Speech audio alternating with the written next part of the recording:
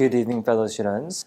Today I'd like to talk about a nice exam problem from November 2021, paper 3, question number 2, and talk about the second order differential equation and how we can use a certain method from our syllabus as well as a textbook to solve it. Okay, so without further ado, let's get started. So yeah, in this question, in the number 2, you had a couple linear differential equations, which is often the syllabus for the AI.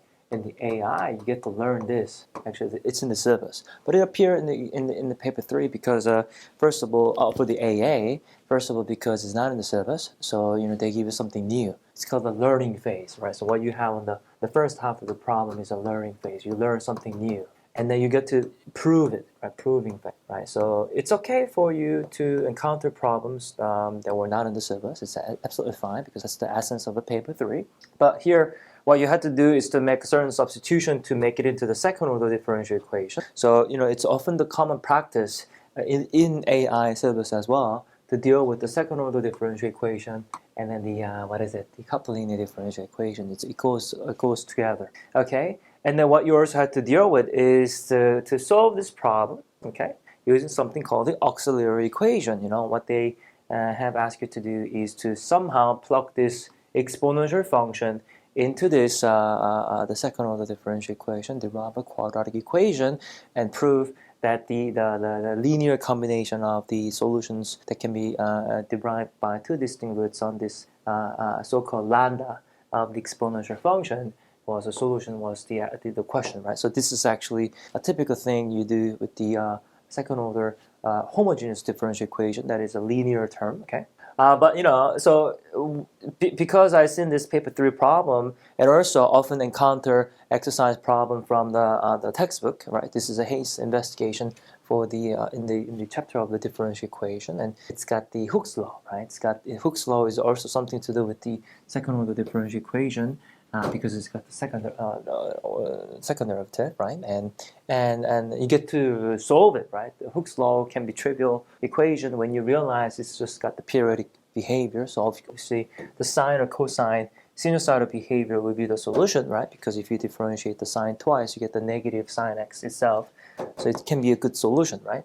But how can we solve it analytically instead of intuition, right? So what if this oscillation of a pendulum obviously will lose energy as it goes because of the air resistance, and how can I then derive, right, solution for those things with the drag force, things like that can be a very good IA topic overall, right? So second order differential equation can be a very good practice for the IA and extended essay simply because it's got so many, my friends, so many cases of the real life application, right? So, what I like to do is to attempt those second order differential equation using 3 different techniques. And the first technique is called using the Maclaurin series with the power series. And not many textbook talks about this. Only I believe, Holder, okay, and a little bit on the Pearson.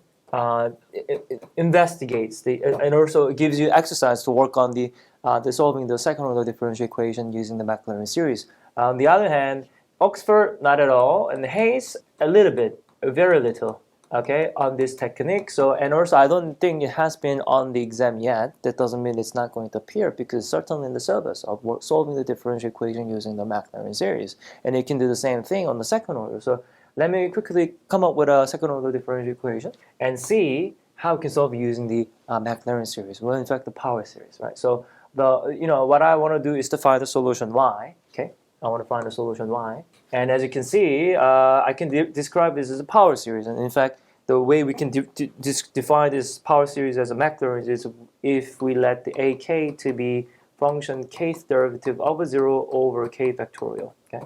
So that would have been the coefficient. And if you differentiate this, the great thing about the power series is that you can do the term by term. I differentiate one by one, and then describe it as a power series like that. And then you can see the coefficient changing like this, no problem. You can do the second derivative again, term by term differentiation, and voila, I got this following 3 different modifications derived from the general solution of y. Right. So we're going to use those series into our differential equation and solve the recurrence relation. That's the first technique we're going to investigate, solving the differential equation of the second order kind. So let's take a look. Okay. So this is what we had, and what I'm going to do is to plug those solution y derivative and second derivative respectively onto this equation, combine them together, compare with the right hand side because it's got to be 0, isn't it?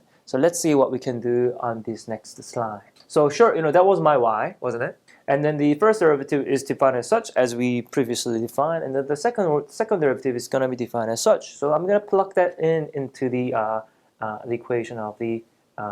Okay, sorry, I'm trying to solve on the first example with the second derivative plus y is equal to 0. My bad. Let's try to solve this one together.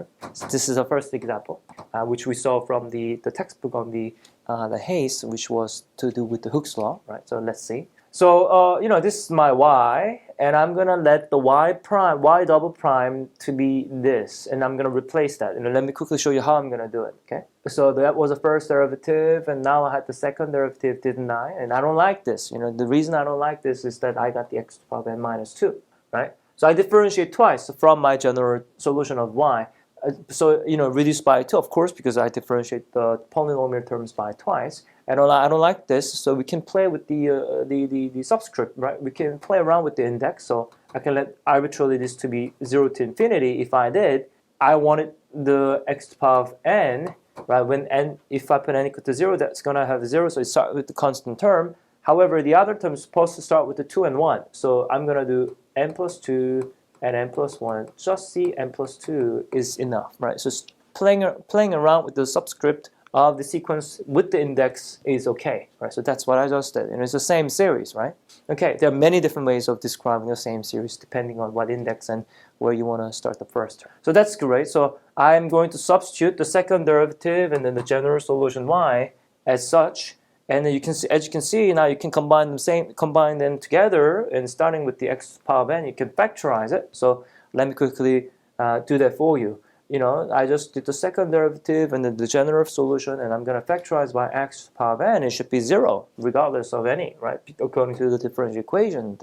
And then I want to find the coefficient Cn, right? So that coefficient should be 0 throughout, right? Is what I can tell. So then I can rearrange for the Cn plus 2. As you can see, this is going to be now your recurrence relation. Like what we saw in the arithmetic sequence and geometric sequence.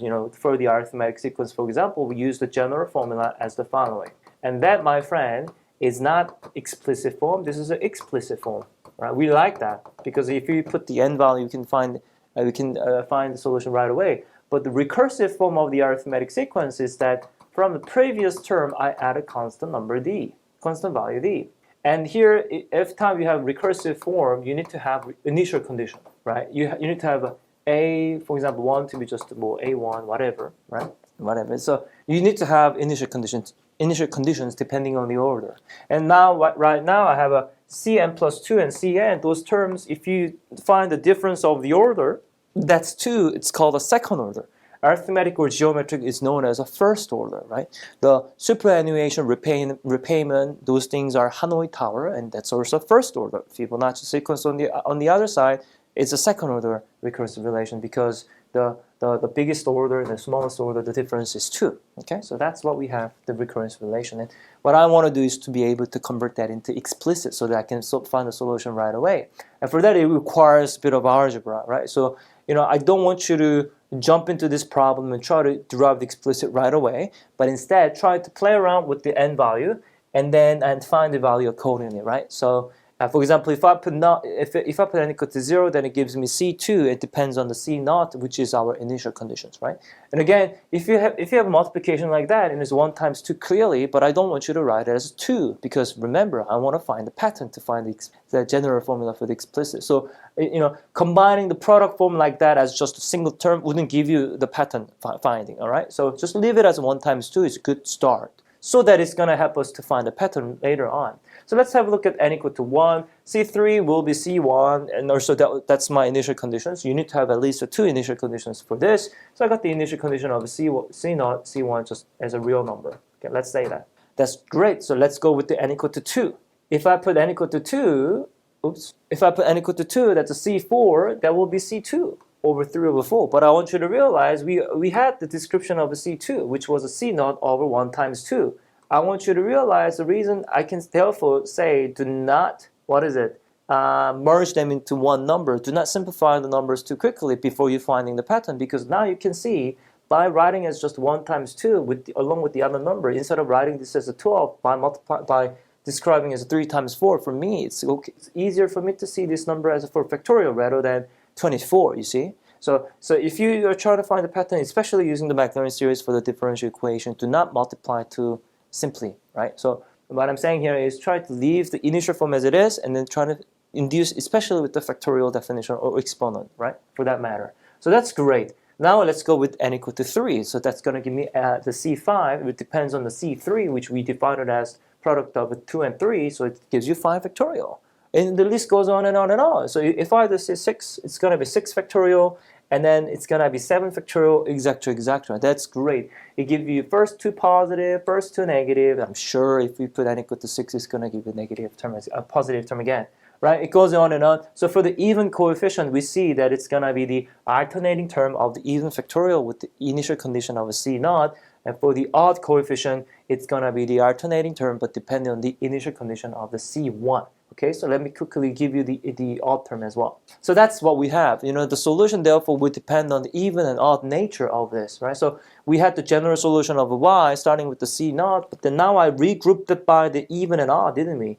Right, so I got the sum of the even depending on the C naught and odd with the C1. So now you can see from this general behavior, you realize this series can be actually encapsulated by the, what is it? The Maclaurin series of Hooke. The even alternating is in fact the cosine. So this will be the C naught, cosine x. And this term here is going to be C1 times alternating term of the odd will be the sine x. But that is marvelous, isn't it? So as you can see, starting with the differential equation in the second order, we can still apply the Maclaurin series and try to find the recursive relation and try to convert that into the explicit. And from the explicit, you may just leave it as series expression because it might not be possible to find the elementary solution like this case, unlike this case. But if you can associate with the known series with the elementary functions such as cosine and sine, you can re-express it. Okay, so these are the solutions for what is it? For the y double prime plus y is equal to 0, which was the solution for the Hooke's law, wasn't it?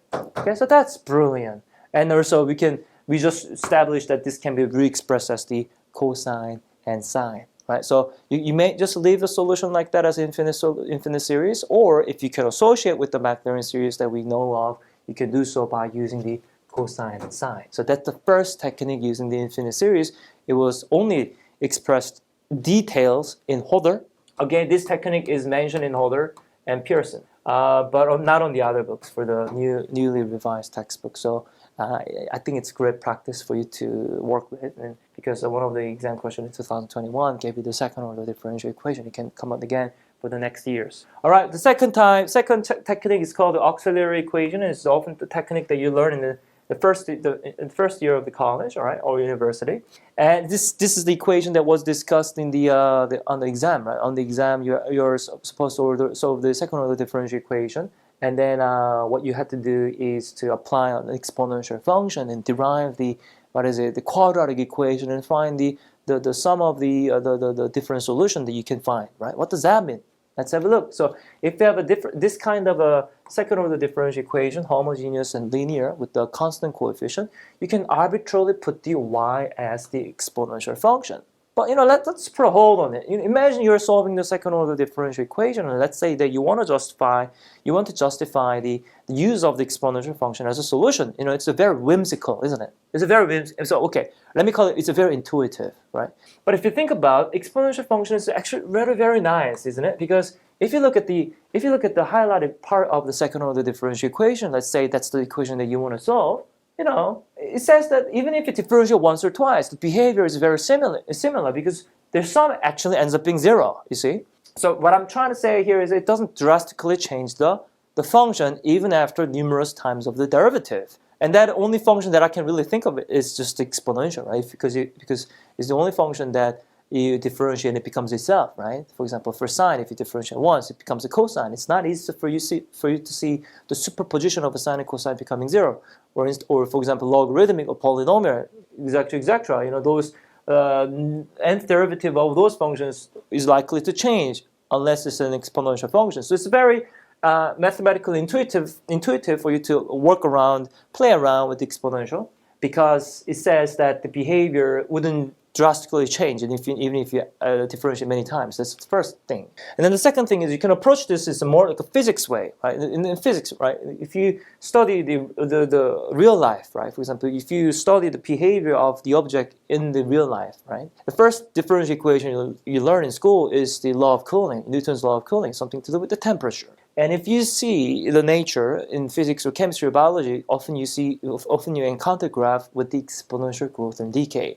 The nature is described most likely in the exponential growth and decay way. Even if for the logistic growth, exponential function can be visible, right? And for the growth and decay for the sigmoid shape. So for the natural aspect of the differential equation, maybe because the nature is described in exponential growth and decay, I can apply the exponential function and see what type of function I can derive, whether it's going to work. It's also another justification for you to work with the exponential for the second order differential equation, right? So I cannot just simply use this technique without your own narrative, without your own justification, okay? And that's the essence of the IA. If you want to write the IA well, especially give your personal engagement a reflection, you have to justify why is it okay. Because in the exam, they ask you, they state you to use it because it's exam, it's under the time pressure. You have to solve the problem without even thinking much what's going on or why is it okay.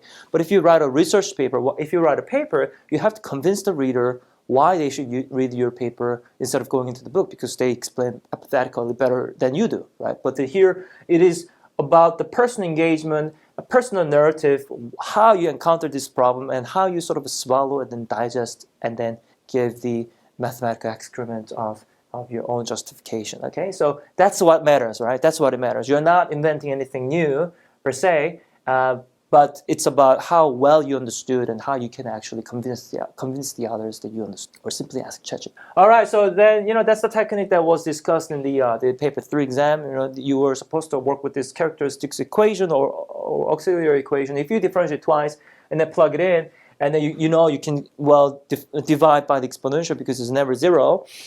It doesn't become zero.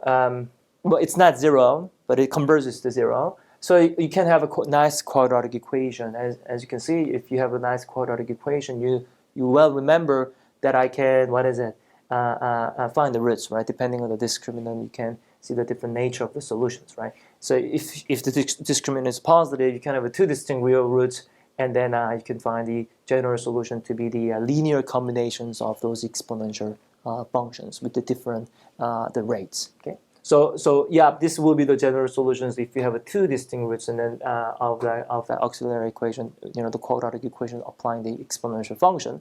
But again, here you also have to explain why. Why the sum of independent solutions also solutions, right?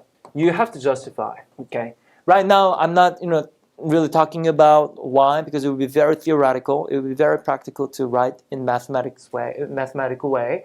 But those are the things you have to really be careful when you are doing outside of the syllabus of the mathematics. You often have to encounter new technique for which the use is absolutely simple. For example, if you learn the double integral or partial derivative, it's really the same thing as you have learned from the single variable calculus.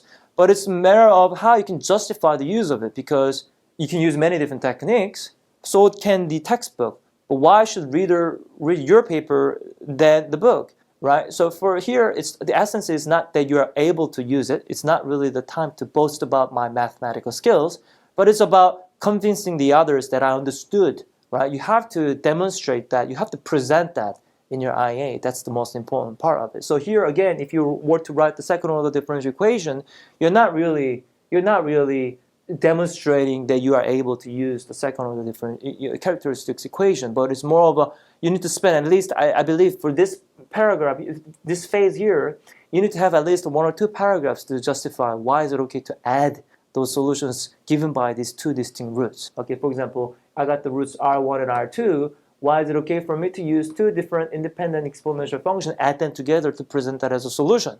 You have to explain. Okay, that's more important than you derive the solution here. So let's have a look at this differential equation, the one that we can have the characteristics equation by plugging the y to the e to the power of Rx, and as you can see, you got a quadratic equation, which we call the auxiliary equation. It's a supplementary equation, or we call it characteristics equation. And I got the two distinct roots. I'm very happy, 2 and -3. So then, the exponential growth of the e to the power of 2t and decay of e to the power of -3t will be your solutions, and you can do the linear combination of it, and you can find those C1 and C2 using the initial conditions. So this is called the general solution, because it can be any different form depending on the initial conditions. So particular solutions is when you are able to find the C1 and C2 using the initial conditions. So the problem here is the point I'm trying to make is not to be able to use this second order technique per se. It's more of you need to focus on how am I going to just convince the reader that I know how to do this with the proofs, okay? But how are you going to sort of authentically write that proof is more important for the IA. Okay, it cannot be too long because it will be textbook again. It needs to be the person engaging. Okay, let me show you another technique called Laplace transformation. But very briefly, I'm not going to really talk too much in details because it's quite lengthy. But the reason I'm talking about it is because, again, as I've emphasized in the previous video, it is very important for you to delve into the realm of the textbooks. Okay, so really the best way to learn is with the textbook. It's got 1,000 pages. Come on, it's got and it's 1,000 pages in the concise matters. It's containing a huge amount of information, and I really don't want you to skip those questions or skip these little paragraphs on the textbook because it gives you really great insights in mathematics, okay? And so I just wanted to point out that the method that I'm talking about is not too far away from our syllabus because, again, it's written in a textbook. It's from a Hayes. And also, you often see this in exam, right? So on the 2022, you had to deal with this damping oscillation, right? And somehow to deal with the geometric sequence. And again, this e to the power of negative something is often the exponential decay thing multiplied to a function. This time the sign makes things interesting, especially with the integral. And it's actually to associate with something called the Laplace transformation. And if you look at another exam problem here, you were to find the area of the damping oscillation, which is also defined as a geometric progression. You see? So it was an exam. But so what I'm trying to say here is those typical improper integral from 0 to infinity of e to the power of negative x, well, tx with the t parameter, and a function is visibly is often seen on the exam because it's something to do with something called the Laplace transformation. Okay, so you can maybe use it for your extended essay. I wouldn't call it this is maybe relevant to the IA simply because of the length, right? You have to write a lot.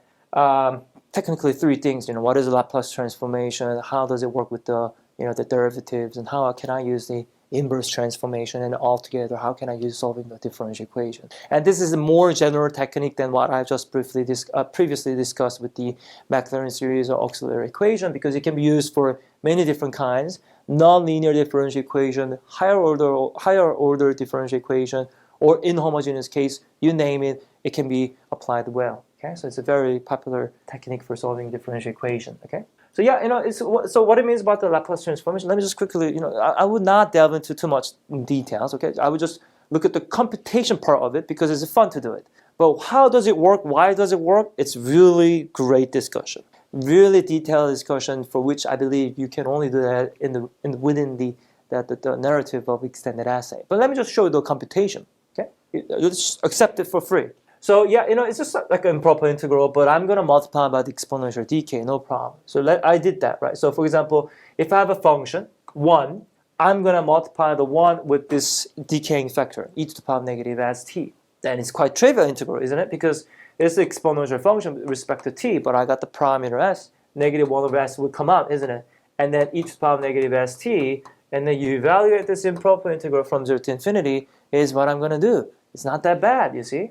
But as you can see, if you send it to the infinity for the p, oh yeah, so the variable is t. So if you send to infinity on that one, e to the power of negative infinity makes it, what is it, the 0, right? So this would be 0. If you put 0, that's just 1, but you subtract by the negative 1 over s, becomes double negative, hence just 1 over s is fine. So that's the transformed value from the function 1. Okay, so that's what you're doing, you see? So it's not that bad. For example, sine, if you put the sine function there, again, this is just the improper integral, right? But as you can see, now you are going to do the integration technique of what? How do you integrate the product of the exponential and sine? Would it be the substitution or by parts? Very good. I'm gonna do the by parts. 그적. And then you know that the integral of the product of exponential and sine, you got to do by parts how many times? Very good. You do twice. It cannot be reduced to a constant, so you just do twice and use the like terms, combine them together. And then not only that, you just evaluate, right? So this is a typical integration by parts technique for which we already know very well. Okay, we do this integral all day, right? So this is a very popular exam question. And let me do that for you. I already did that. What I'm going to do is simply just evaluate the integral from 0 to infinity. That's it. This is the result, doing integration by parts twice and then rearrange and combine the like terms, divide by the coefficient, which was in this case s squared plus a squared, no problem. All right, so now I'm sending t to infinity. No matter what the behavior of a sine and cosine with the fixed amplitude of sine and cosine, it's going to be much slower than the exponential decay becoming 0 when t is going to the infinity. So if you put the infinity, that will be 0, and I'm subtracting it, all right? If you now put t equal to 0, sine is a 0, cosine is a 1, and the e to the power of 0 is simply just 1. I got negative a over whatever, but I'm subtracting it becomes a double negative a over s squared plus a. So that's the Laplace transform of the sine function, no problem. So this is how you find the identity. It's not that bad. As you can see, just the technique that you already have done with the substitution by parts. On top of that, you just evaluate the improper integral. But if you ask me why are we doing it or how can we do it, it's really not the discussion right now because I want the video to be short.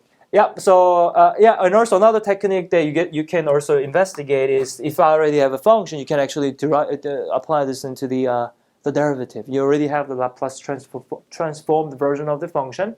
You can apply it for the derivative and second derivative. It's going to then induce a linear and quadratic function in terms of s. Isn't it marvelous? So if you first derivative will give you the linear function in terms of s, oh my god.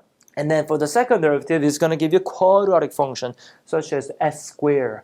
Right? Let me give you an example. If that was a function, and if you apply it for the second derivative, it's going to give you the, what is it? The square in terms of s. Okay, if you ask me what is this, how do we know that? Don't worry about it. You can actually try this on your own and then show you that the s squared will pop out. It's not that difficult to solve. But that's how we are applying for the general solution, first derivative and second order. And then there's something called the inverse Laplace transformation as well. So to solve a differential equation for your EE, you will be likely to talk about three things. What is Laplace transformation? How does it work on the derivatives?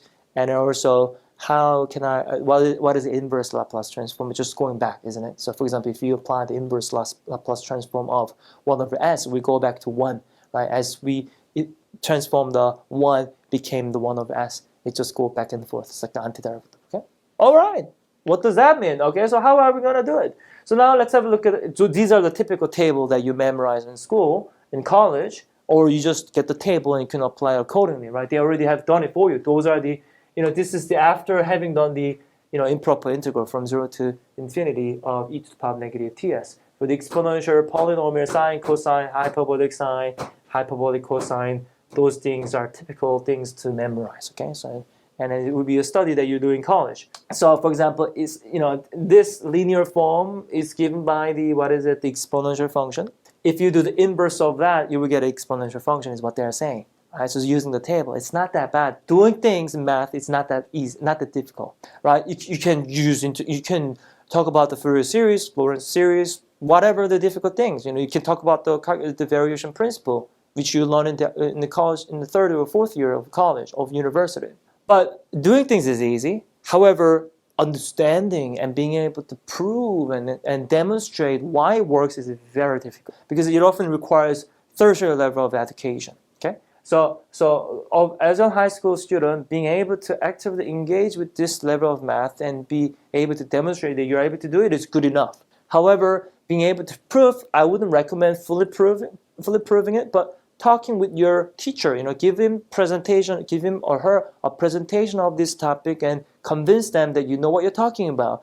Then on the feedback of the IA or EE, they will definitely demonstrate their enthusiasm, right? They are willing to demonstrate your enthusiasm to work with this new topic and then give you a pass of writing an extensive proof, but instead they're going to support you by giving the common things like clearly this student understands what he or she's talking about and very proud of her, things like that, right? So you need those comments, and that can only be obtained during the presentation of your initial proposal or while you're writing it, engage in the conversation with the teacher, and then make sure you convince them you know what you're talking about. Okay, you cannot just write a very elegant mathematics without having a conversation with the teacher and then making believe that you solely wrote this without any help, right? Of course, they would doubt that you probably got the idea from either textbook or a different source. So make sure if you're working with a different technique, in a complicated technique like this, in the way, during the process, you make them believe that you know what you're doing, you're on the right track. Please give me a pat. And yeah, in a Laplace transformation, there's something called a linearity, like the sigma, integration, and differentiation. You can do one by one, right? So you can do one by one. And then as I've shown you in the previous example, this is going to be exponential, right? E to the power of 2t.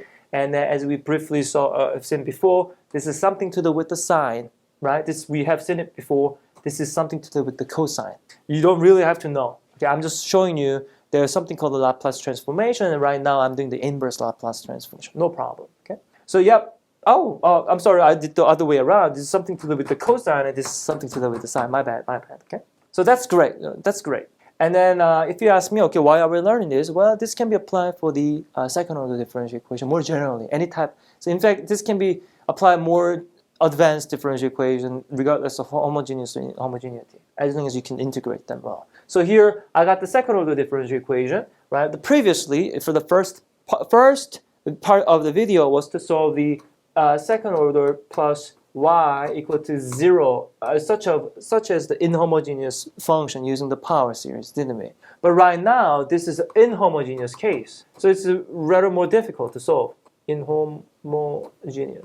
But if we now use Laplace transformation, it can be solved more efficiently, right? So let's see what I mean by that, okay? Right now, what I'm going to do is to take the Laplace transformation left and right, and due to its linearity property, I can do one by one. And as we have seen before, applying to the second derivative of the solution, it will come out as a quadratic, as we can see from here, right? I got this quadratic expression of the Laplace transformation because I applied to the second order, right? Second derivative, sorry. And the original solution, let's call it just this function of s. Let me just denote that as a y. That's my solution. And on the right-hand side, I got the polynomial, the linear, I got 1 over s squared. And you can sort of see the systematic way, don't you? If it was constant, it was 1 over s. If it's a linear, 1 over s squared. What do you think for the quadratic? Yes, indeed, it would be 1 over s cubic. You can prove it. Okay, so that's what I have. And on this side, what I'm going to do is to make the y subject. Okay, so let me try to make the y subject by doing some rearrangement. Okay, let me do it for you.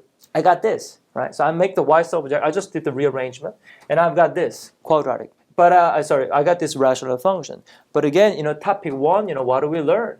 We'll learn something called a partial fraction, don't we? So here, the way I can do the partial fraction is probably the first part, right? Because I got the s squared and s squared plus 1 in the bottom. So for that, either I can do 1 over ab is equal to, is a 1 over b minus a, 1 over a minus 1 over b. Or what I could do is on this one, I will just decompose and then find the remainder because both of them are now, the quadratic. And for the perfect square, especially for the first one, I can do a over s plus b over s squared. It will be just a constant because it's a perfect square. And for the second one, that will be cs plus d over s squared plus 1 because it's a quadratic and it can have a remainder up to the linear, right, of the s. So one way or the other, it's just a partial fraction. I'm saying it's not difficult to decompose this. And then let me quickly do that for you. I already have done it in my slides, so let me quickly demonstrate that. So I've got this, so for that one, I just used the 1 over a, b, the decomposable fractions. Quite trivial, no problem. And I put them in the like term together, so I've got this, all right? So that was my y solution, which was the Laplace of the solution that I need to find. But here, I just want to find the solution yt. That means you can now use the inverse Laplace transformation, right? Let's try to put the inverse Laplace transformation here. Again, here I'm going to do the linearity of each. And the 1 over s squared, something to do with the linear, so it's going to come out as a t. S over s squared plus 1 is something to do with the cosine. And then 3 over s squared plus 1 is something to do with the sine. So as you can see, I can have a solution like that. Will be the solution for your second order differential equation, but in this time it was an inhomogeneous case which was more difficult to solve. However, using the Laplace transformation, I couldn't have applied this, I couldn't have attempted this with the first technique we learned with the power series, but now the third technique allows me to be able to solve it, right? That's brilliant.